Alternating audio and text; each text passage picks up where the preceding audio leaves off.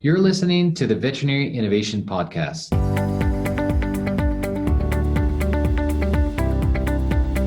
You're listening to the Veterinary Innovation Podcast. My name is Shawn Wilkie, and along with my awesome co-host, we interview the innovators in this space every week. I'm really excited about today's guest. Roy's a friend of mine. Ivan, please introduce him and let's get going. Hi, I'm Ivan Zach. I'm happy to introduce you to Roy Stein. We're going to talk about interesting topic. It's about ecosystem-based platforms. Roy is the founder and CEO of BabelBark. And on the personal side of things, he's a pet parent of a golden doodle named Mish Mish.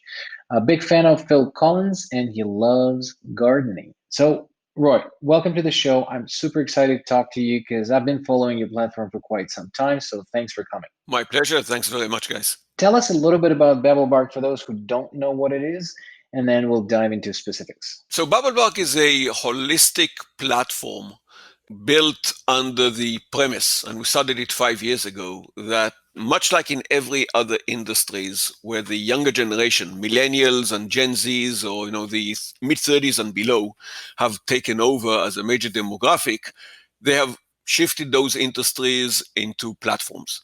You can look at everything from arts and crafts, from the likes of AC Moore and Michaels that have gone downstream to Etsy. And by the way, if you saw their numbers a couple of days ago, their Q2 numbers were 137% growth over last year. And that's on arts and crafts platform. And other platforms, Amazon obviously being one, and Reddit in media, and multiple places.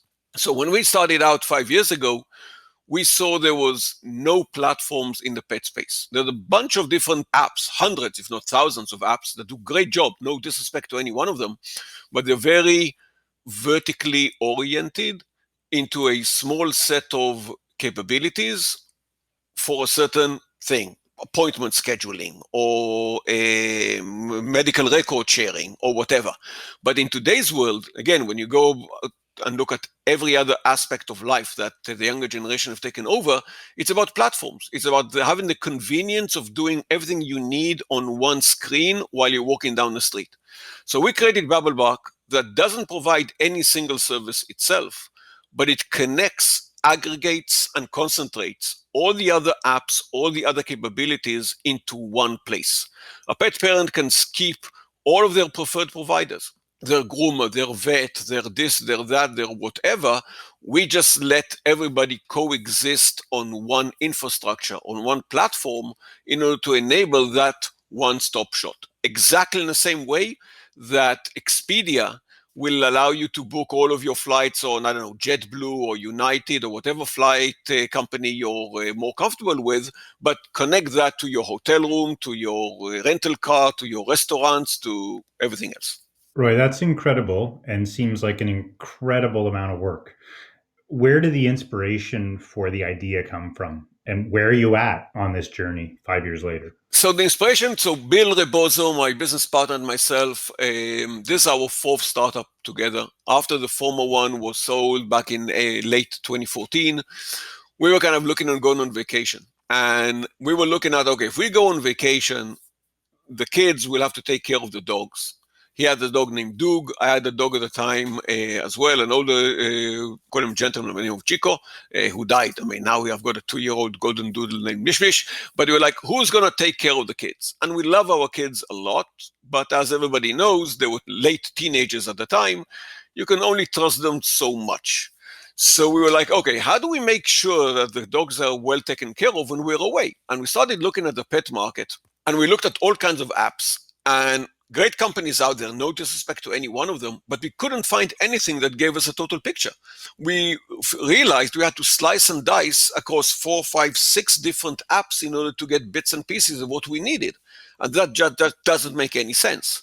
And that's where the inspiration came in. And we said, okay, we need to build a platform that will just enable it for people like ourselves, dudes in their late 40s at the time or early 50s, all the way down to 20-year-olds who can just do stuff easily. And that's where the inspiration came from.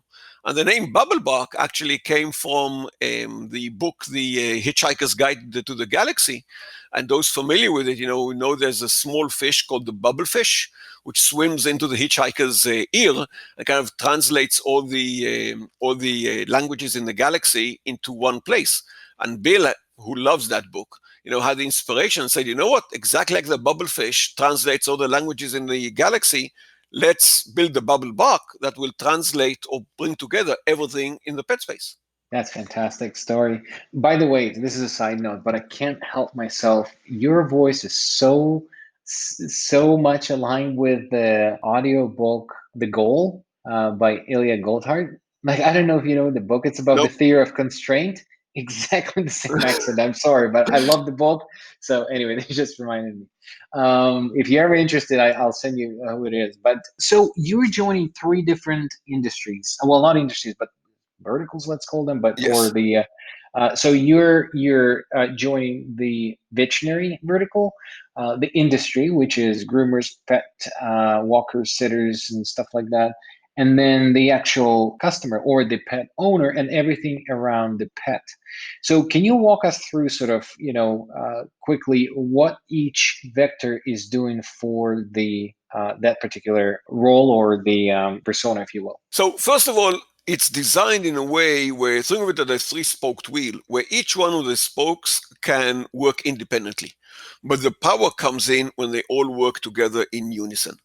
So for the pet business, the majority of pet businesses in the US today, over 90%, are small mom and pop shops. They have 1.7 employees and they make $40,000 to $50,000 a year.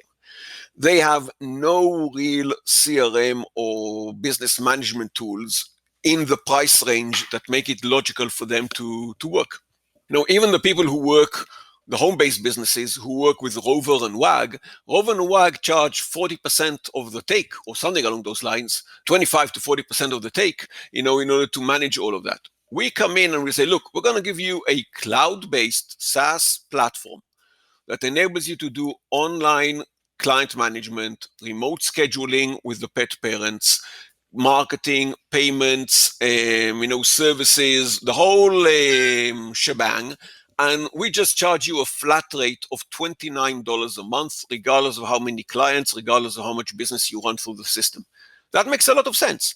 If it's a groomer that works with index cards, or if it's a home-based dog walker that works for WAG, or somebody that boards dogs for Rover or whatever, suddenly for a flat rate of $29, they get 21st century platform that enables them to do anything. That makes a lot of sense.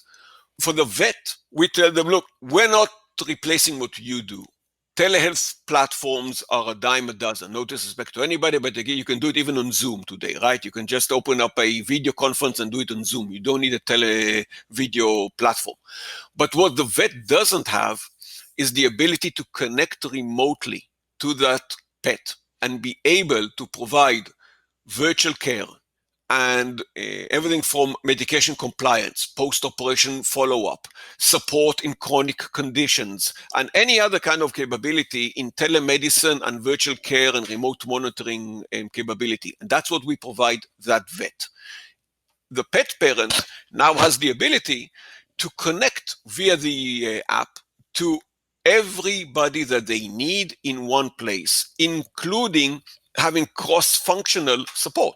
So he can get his medical records and vaccinations from the vet and send them to his kennel or dog walker or a pet store or whomever that needs them. He can get the food that he's buying from the pet store and send that to the vet and ask a question on allergies or nutritional content or calorie content or whatever.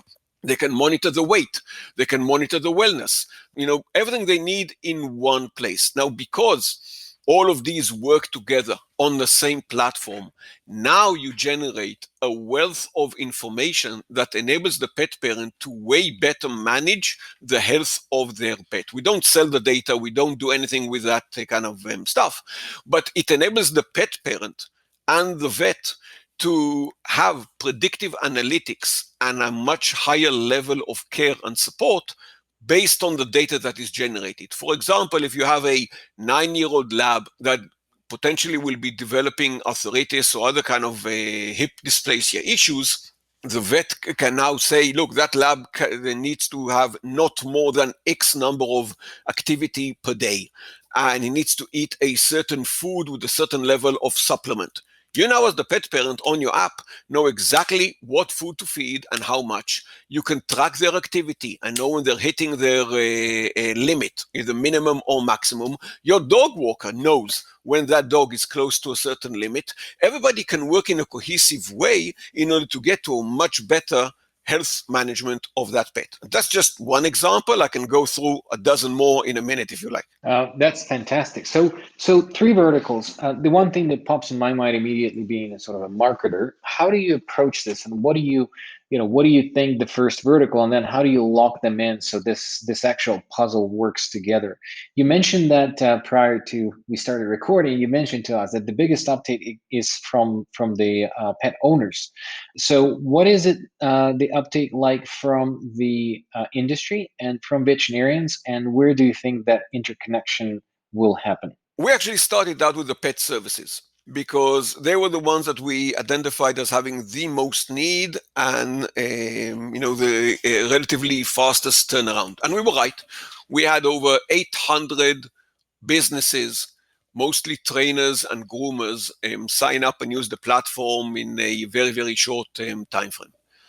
And they also became our B2B2C marketing angle, because for their platform to work well, they had to get their end clients to use the mobile app. So they became our de facto marketing engine. Where we are now is that we have tens of thousands of active app users. We're growing at a rate of 50 to 75 people per day, and that's organically. But more interestingly, the B2C2B angle is taking on very quickly, because those tens of thousands of app users have invited and introduced to the platform over 5,000 pet businesses that never even knew we were alive. Because, now the pet parent is going to their groomer, to their walker, to their, pet sitter, to their pet store and saying, hey, I'm working on this app and I have all my medical records and I have this and that and whatever. You need to connect to it so I can interact and so forth. The vets are the hardest vector to get into, as always, and anybody in the industry knows that. COVID-19 was a little bit of a catalyst because, vets were shutting down clinics and they needed a way to work from remote. But it's still the hardest nut to crack. Our way in is we have a very top-notch advisory board with the leaders in the space, from deans of vet schools to the really top names in the industry. And we're slowly going in from a top-down perspective and explaining by their trade organizations why they need us. For example, there was a press release that went out a few days ago that the IAHPC, so it's the Hospice Association, has now endorsed and partnered with us in order to bring us to all of their hospice clinics, and that's across the US and Canada. Those are potentially hundreds of clinics, because of the capabilities we bring those hospices in connecting to the primary care vet and to the pet parent while they're at home, and generating that experience for a pet who's in a hospice condition. So that's kind of how we're going about it. That makes a lot of sense. It's interesting, as three startup founders in the pet space or the vet space, it's interesting to hear your challenges being the veterinarian or the vet clinics kind of as the slowest to come on the platform. I guess, from my perspective, listening to what you're saying, is it your hope that the consumers ultimately drive adoption in the veterinary world, that the pet parent goes to his veterinarian and says, hey, I have all of my information from all of these other sources on this app, you should take a look at it? And has that started to happen yet? Or do you feel that the veterinarians and the clinics are so entrenched in their legacy technology that they're reluctant to change, even if the consumer is asking them to? I would say it depends. It's not the chains. I'm talking about the independent clinics. It depends on the clinic. We've had clinics, for example, we had one in Long Island where the owner was a relatively older gentleman, but he had 4 associates who were very young, like late 20s, early 30s. So what we did clicked immediately with them, and that was an easier going conversion. Other clinics where the different makeup of either the clientele all the staff in the clinic are less attuned to the, I would say, the new age of technology. It takes longer, especially with the independents, because a little bit of, we've been doing it for 40 years, we don't, where it's going to work. And my pitch to them has always been, look, travel agents have been travel agents for 50 years, and 10 years ago, nobody thought of trying to book a flight for themselves. If you want to go from Boston to, I don't know, Spain, from Spain to Russia, and from Russia back to Boston, right? I mean, who would think of doing that by themselves? It was crazy. Now, unfortunately, travel agents are extinct. Tell me when you've seen a travel agent anytime, anywhere, anytime lately. It's all about Priceline and Expedia and whatever. So my pitch to the vets are, people, look, across industries, if it's Blockbuster, if it's JCPenney, if it's travel agents, if it's banks, if you don't move online and don't start creating or working in a platform and in technology that your clients want to work with, you are just going to be dying on the vine. I'm not saying that vets are going to be extinct, not at all. But I'm saying the number of clinics and the type of clinics will change because, like it or not, demographics have changed and the way people go after technology is changing. One of my very good friends, Dr. Kerry Marshall, I think you both guys know her well. She's now the Chief Innovation Officer of Compassion First. She coined the phrase when she was our Chief Vet Officer, and she said, the clinics are frogs in boiling water and they don't even realize it.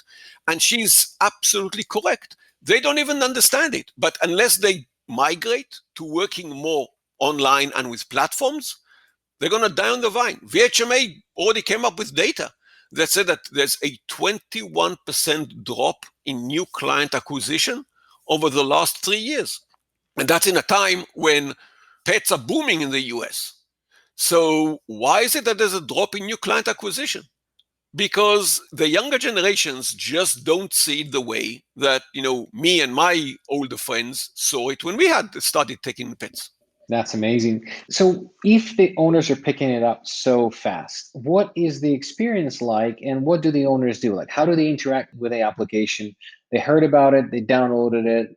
What is their is it a day-to-day thing or is it more like interacting with those other professionals to book an appointments? What's my day-to-day interaction like? It's very different. And I would say I would compare it to Amazon. Right? I mean, I buy on Amazon maybe, I don't know, once a month if I'm lucky, right? Because I'm still much of a touchy-feely kind of guy. But my wife, we have an Amazon truck parked outside the house that just offloads boxes every day. I'm amazed when they fill that truck up because it's just parked outside all the time. So, but from an Amazon perspective, we're both app users, we're both Prime users, and we both work on the platform. The same thing with us. Some pet parents use the app only to get reminders for when medications are due. So instead of having sticky note jungle all over your kitchen, or, hey, honey, I gave him this, I didn't give him that, you need to give him this, I didn't give him all that kind of stuff. You now have electronic reminders where once you've gave the medication, it sends out that kind of update to all the shared profile people that the medication has been given. Some other people use it on a daily basis in order to get articles relevant to them, in order to look at their activity of the pet, much like you might look at your smartwatch to see how many steps you did in a day. People want to see how much activity the pet has done in the day. And some people are going in between, scheduling appointments with their pet providers or asking for medical records from their vet, once or twice a year. It all depends. That's the value of a platform. Not everybody uses it in the same way. People use it in different velocities according to their need. That makes a ton of sense, Roy. So I guess, Roy, our listener base is a lot of industry people, a lot of independent veterinarians, a lot of people that are probably hearing your message and saying, well, geez, maybe I need to update what I'm doing, or I need to look at a digital platform. So if you had the opportunity to speak with a veterinarian that had never heard about BabelBark, what would you tell them as far as why they should seriously look at adopting your platform? I would say if you want to increase your revenue and if you want with the same staff to enable a lot more activity in an asynchronous way, though it doesn't disrupt your workflow in the middle of the day. So you can now build personalized medical plans including post-op follow-up, including a chronic situation management, including wellness and weight and activity and everything else, you need to work on a platform that enables you to do everything you need in one place. You see a pet for 10 minutes twice a year. That doesn't give you enough time to really have a lot of say on what goes on with the pet.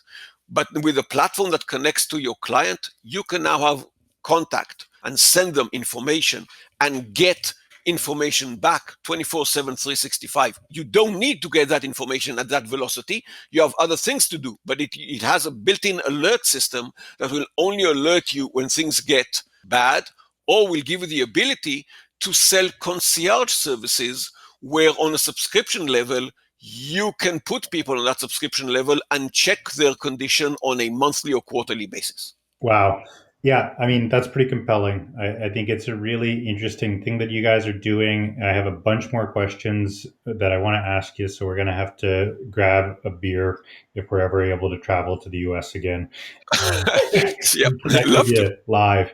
But, the way that we like to wrap up each episode is with a couple of questions. So we'll get a couple more for you, quick ones. The first is, what's something that's inspired you as a multi-time tech founder? I'm sure you've had lots of peaks and valleys, but there must have been some inspiration, whether it's a TED Talk, a book, or something along the way. You got anything that our listeners might enjoy? I would say there's one book which is a must-read for every entrepreneur and every CEO. And it's Ben Horowitz's book, The Hard Thing About Hard Things, especially for entrepreneurs and founders. When you start building something with a core team of good friends usually, and as things grow and it becomes harder, you start to understand that you need to make hard decisions, which are really, really, really tough to make and hard. And I think it's a great book with a lot of life lessons, and it's a very easy read, and in my humble opinion, it should be the Bible of business for entrepreneurs. Excellent. And the second question we usually ask, is there anybody that you know in the industry that we could invite here, and also an entrepreneur in our domain? I would really recommend Eric Edes, if you know him. He's the founder and CEO of PupPod, which is an amazing company. And he's taken a very gaming kind of approach to training.